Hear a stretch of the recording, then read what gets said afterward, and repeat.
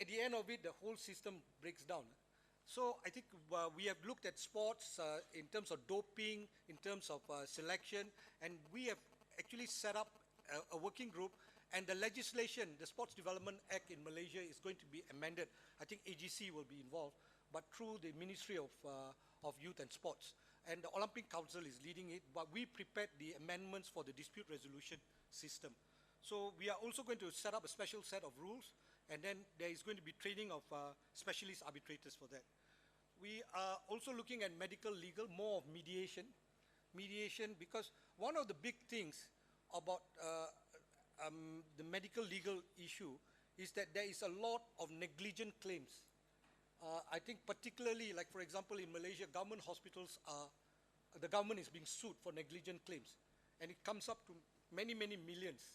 So I think the ministry was talking to us, and we are also talking to the specialized privatized hospitals and also to the MMC, which is the doctor bodies, to come up with a system for mediation and, if possible, arbitration. But I think mediation is a more appropriate thing, because at the end of it, there is a cost where arbitration is concerned, but mediation, we can keep it low.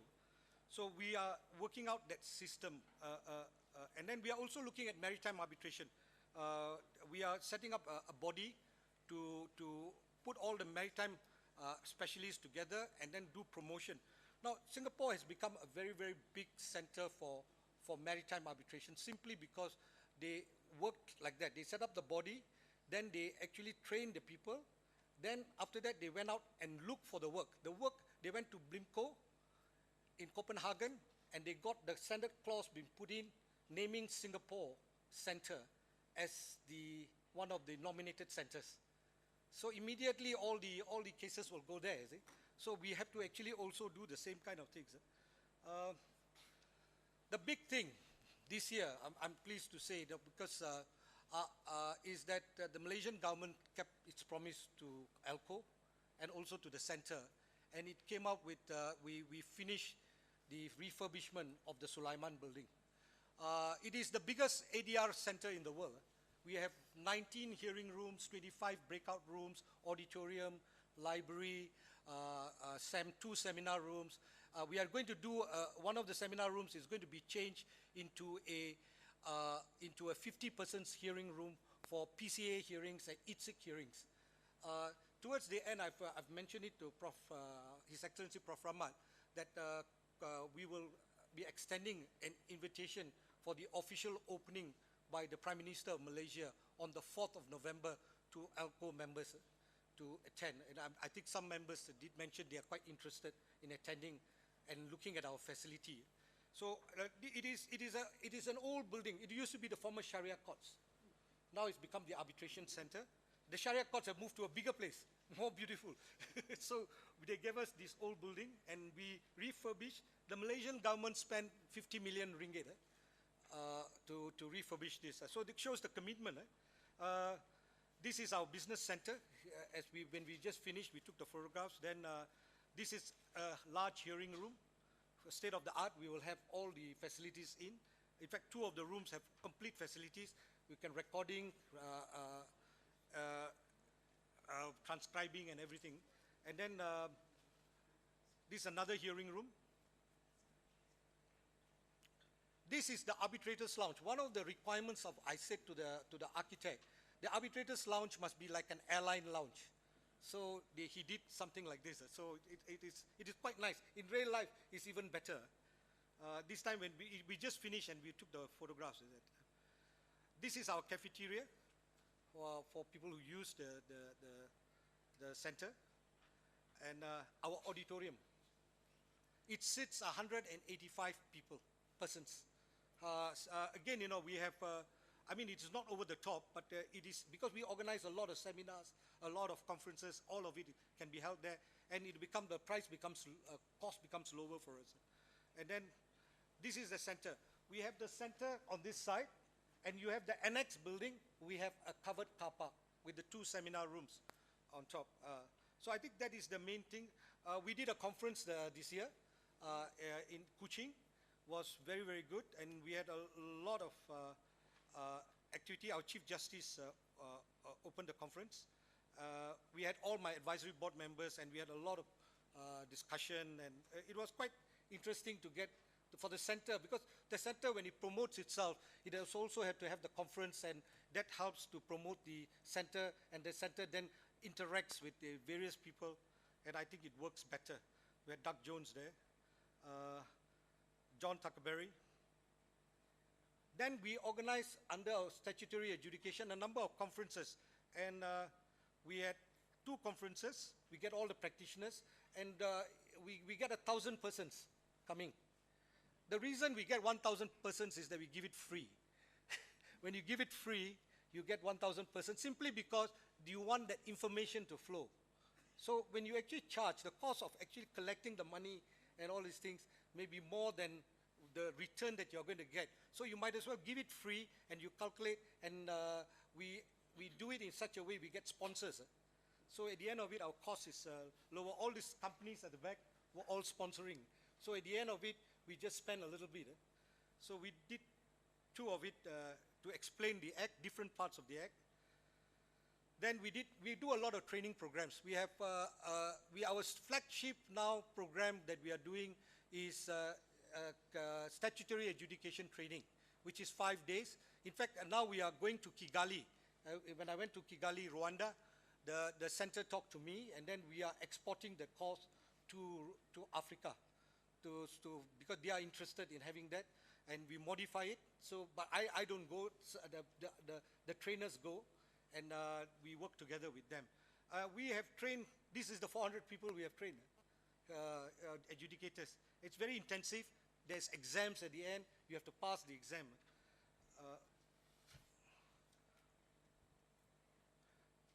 We also tell people how to do the act, how to use the act. So we do drafting courses, how to defend the adjudication claims. And I'm doing the second one, I think, next month. And last one we had 80, we will get about 80 to 100. This we charge. We charge.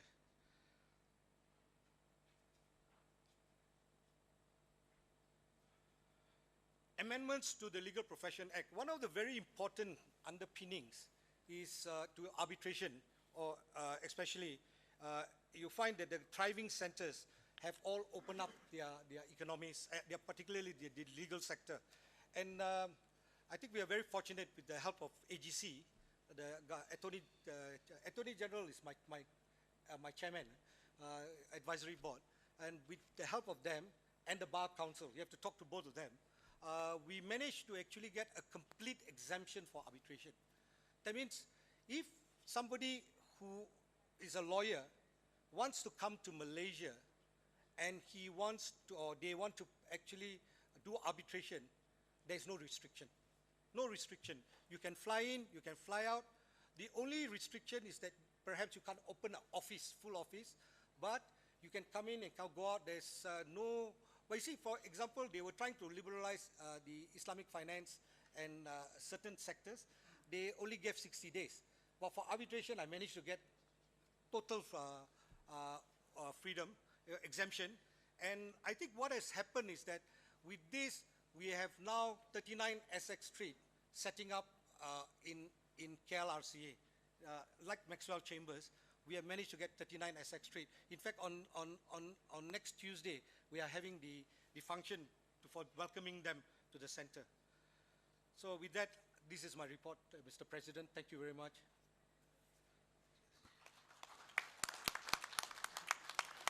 Thank you. I thank Professor Raju for his very, very interesting presentation. And if we consider that what have been the outcome and the fruits of ALCO since 1956, we can see the center in Kuala Lumpur as a tangible and visible fruit of the activities and the existence of ALCO. And I'm sure that the other centers can take advantage of the experience and knowledge gathered in that center in Kuala Lumpur.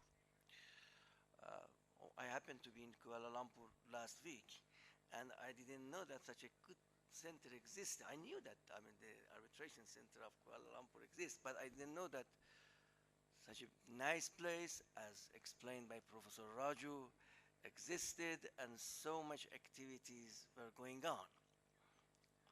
I wish I had the knowledge in advance, and then I would save some time to pay a visit to that center.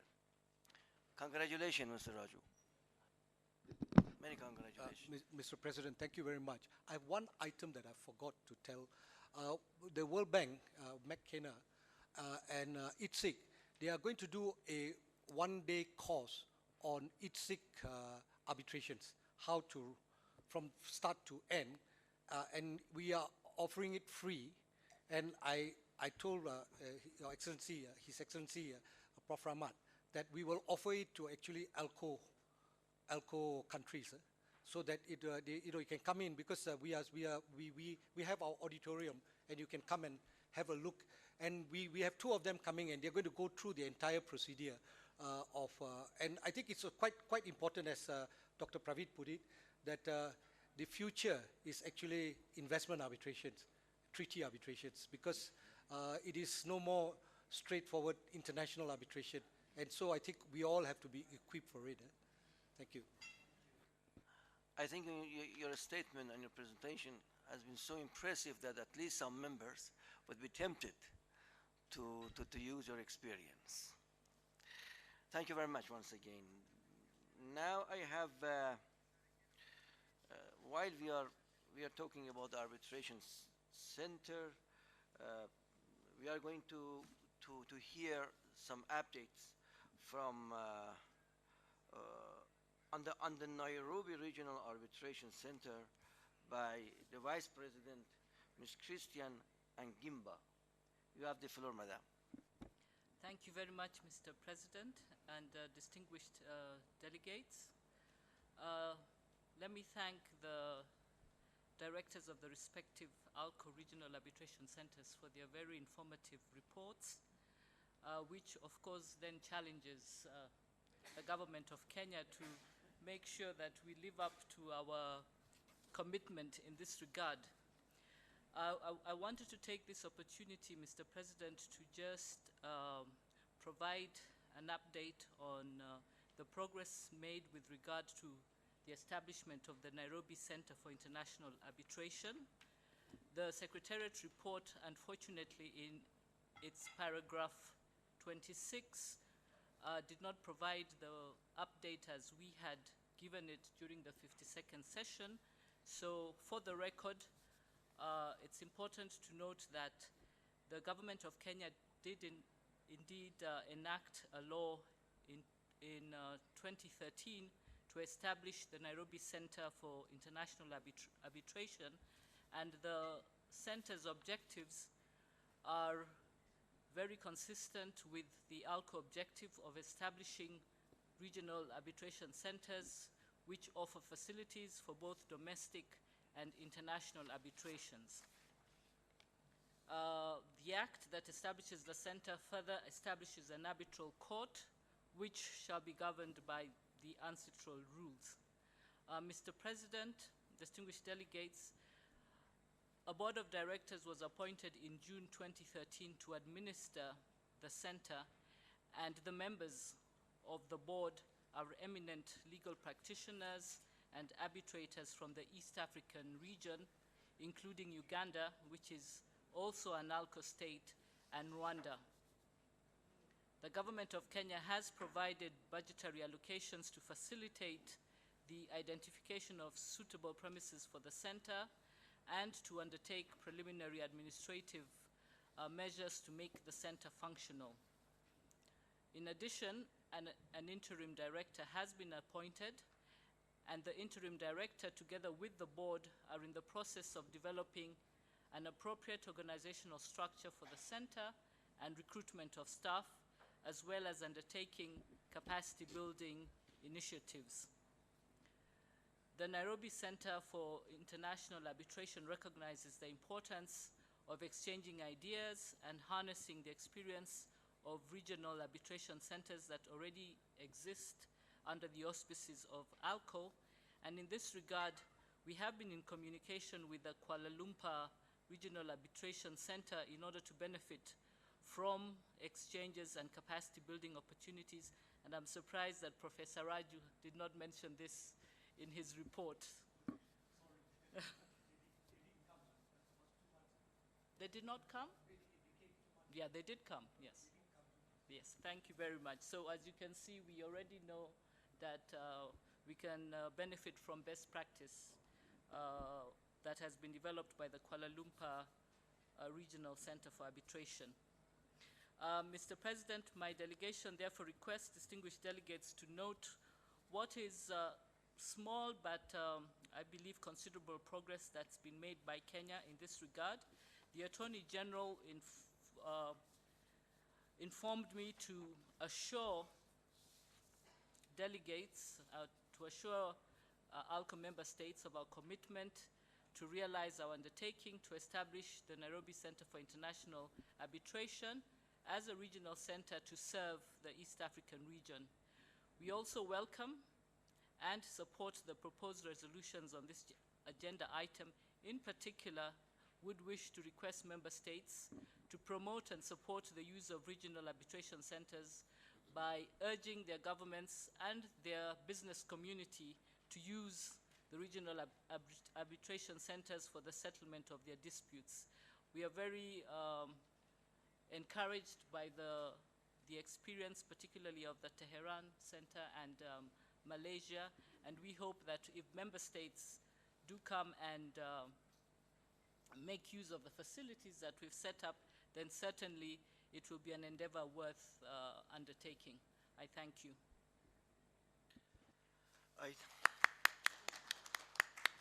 I thank Ms. Christian Agimba for her report on the update of the Nairobi Arbitration Center.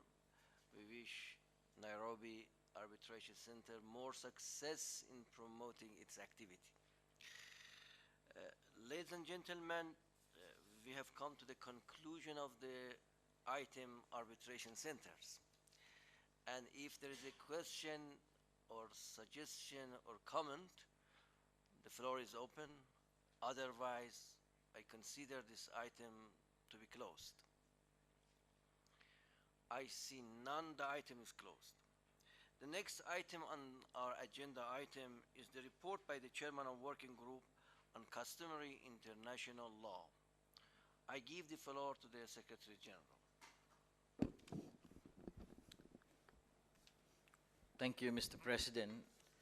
As I have already mentioned earlier, that since there is a need to make amendment to the appointment of the working group, as I mentioned earlier, that the name has been changed from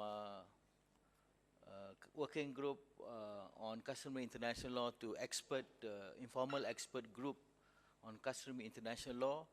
I also mentioned that I seek the indulgence of this, the member state of ALCO to endorse the appointment of the chairperson and the rapporteur.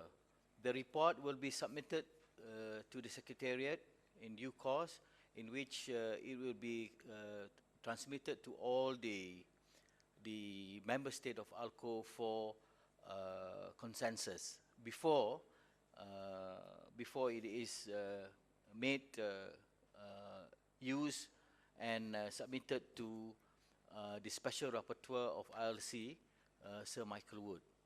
So at the moment, they have, as I said, a very limited timeline. They will have 2 more meetings after the initial meeting here in Tehran, and the initial report will be submitted, as I said, to all the member states for the approval before it is being submitted. Thank you, Mr. President. I thank the Secretary General for his comments. Any suggestion, any view? I see none. This agenda item is also considered to be closed. And now we move on to the next agenda item in accordance with the schedule in front of me, and that is the adoption of message of thanks to the President of the Islamic Republic of Iran. You have the floor, Secretary General. Excellency, Mr. President, Excellencies, distinguished delegates, ladies and gentlemen. On behalf of all the delegation of the member state and observers attending the 53rd annual session of the Asian African Legal Consultative Organization, I would like to extend the following message as a token of our heartfelt gratitude and respect to the government and people of the Islamic Republic of Iran. We, the participants in the 53rd annual session of the Asian African Legal Consultative Organization, would like to seize this opportunity to convey our profound gratitude and respect to Your Excellency, and through you to your esteemed government and the people of the Republic of Iran for graciously helping and assisting to host the 53rd session of ALCO in the historical city of Tehran. Excellency, I thank the government of Iran on behalf of ALCO and on my own behalf for supporting in hosting this session. Islamic Republic of Iran has always espoused the cause of the developing countries and hence taken a keen interest in the affairs of ALCO over the years. In that pursuit, it has always taken an active part in deliberation during the annual sessions and has undertaken to strengthen the agenda and the role of the organization among the Committee of Nations. Your Excellency would be pleased to know that a spirit of constructive dialogue and cooperation among attending delegations marked this session, thus enabling us to make crucial decisions on the organizational as well as substantive matters. Among the many factors which paved the way for the success of the session, one of the prime one was the excellent cooperation from government of Iran, which contributed significantly towards the excellent achievement of our deliberations. In this beautiful city of Tehran, famous for its picturesque juxtaposition of history and modernity, we, the delegates of the 53rd annual session of ALCO, would like to place on record our sincere gratitude for the full cooperation that the government of Iran has extended to ALCO and its member state for hosting the annual session with warmth, graciousness, and ability. Please accept, Your Excellency, the assurances of our highest respect and consideration, and may the Almighty bless the endeavors of your great country. I thank you.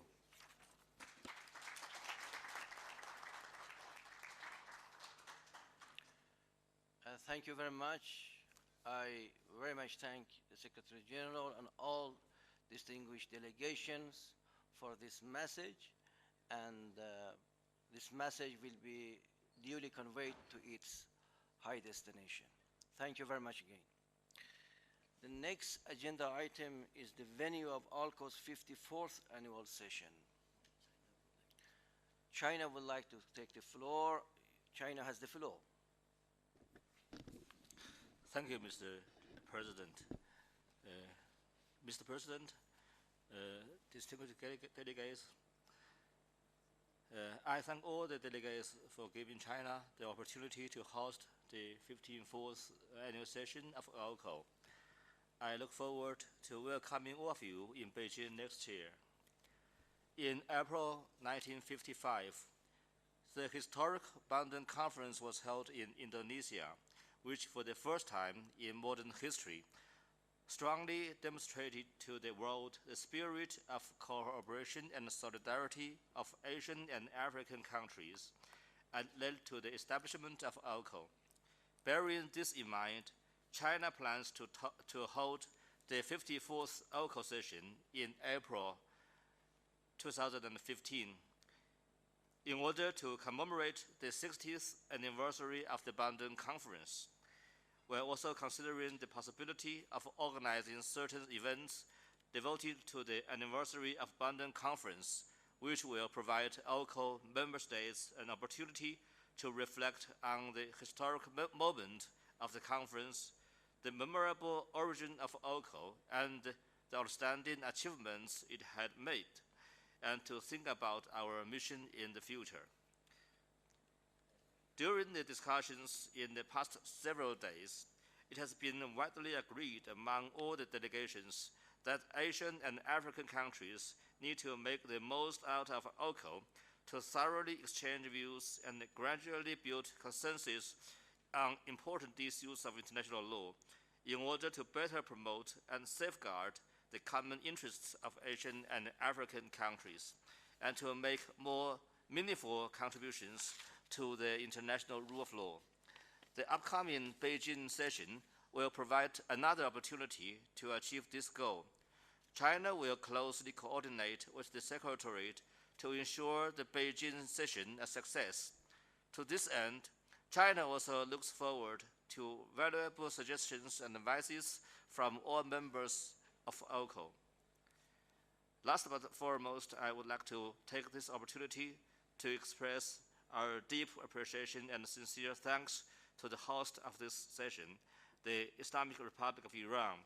Thanks for the heartfelt hospitality, the perfect organization, and the hard work of so many people that makes this session a great success. This session has set a high bar for our job next year. We truly enjoy our stay here in your beautiful country and will live with the best endurable memory. Thank you and see you all in Beijing. Thank you very much.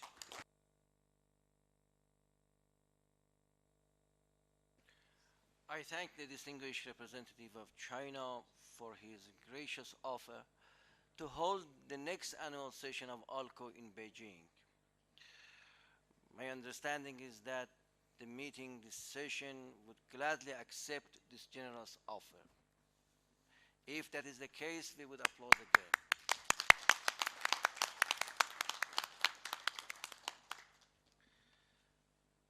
The next agenda item is the adoption of the resolutions and summary report of this session.